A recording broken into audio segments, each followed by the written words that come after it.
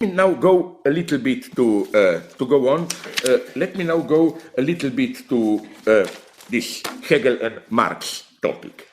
So again, of course, you can say it's true that Hegel's limitation was here a purely historical one. Like, of course, he couldn't write about what he wasn't able to see.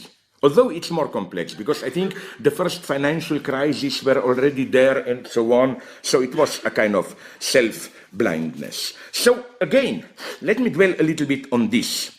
It is clear, for example, if you read The Capital of Marx, not only part one, not only first chapter for value, forms of value, but especially, I think it's chapter 7, I'm not sure, the passage from money to capital. It's clearly formulated in Hegelian terms of the passage from substance to subject. With capital, value is no longer just a substance, the universality within which we exchange commodities, but it becomes subject in the sense of agent, self-positing, and so on and so on. And why maybe Hegel wasn't able to do it? I think already quoted this passage here. It's from a book by a very good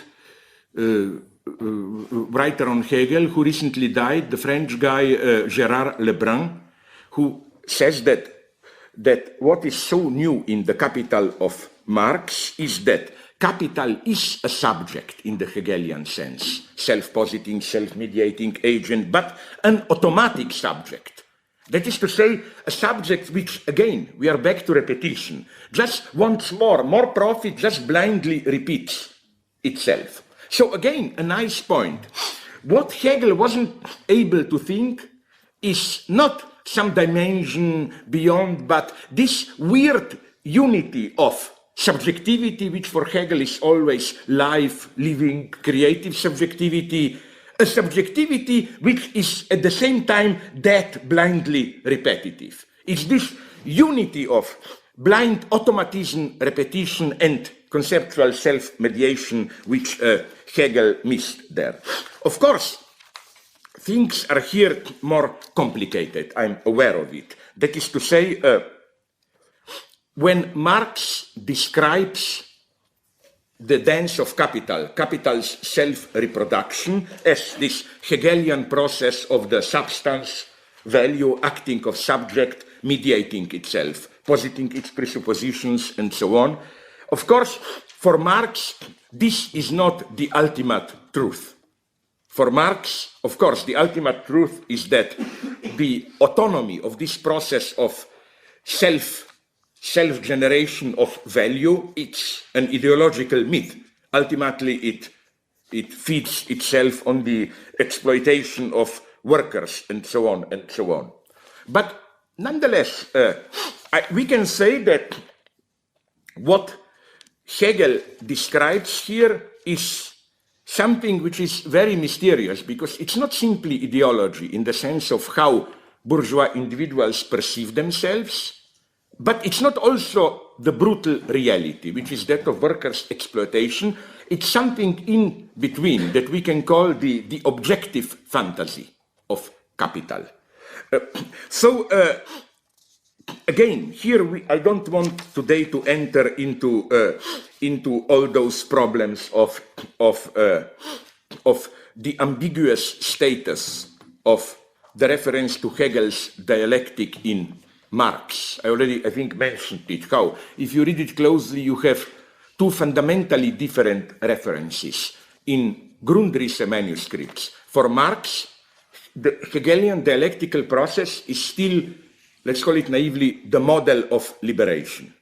You know that famous text, which is brilliant, of course, the pre-capitalist modes of production. This is a pure Hegelian rereading of history. You start with so-called primitive societies where you have the substantial unity, then you get gradual alienation, which reaches its high point with proletarians, pure abstract subjectivity from which all the substantial content is taken, and then you have reconciliation, subjectivity reconciled with substance. What happens in Capital is something totally different, I claim. There, Hegelian dialectical process is not a model for the process of liberation, but rather a model for the very alienated logic of the capitalist reproduction.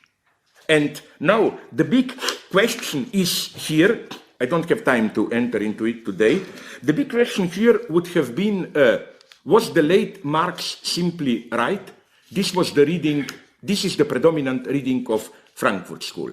What we are, to put it in terms of the so-called Western Marxism, Lukács is the model of the first reading. Hegel's dialectical process is a mystified version of the process of liberation. Lukács, even in his History and Class Consciousness, says it literally. He says Hegel was right, he just applied his dialectical matrix on the wrong subject. He literally says, he must have known it, it's too simple, replace absolute spirit with working class and you got it.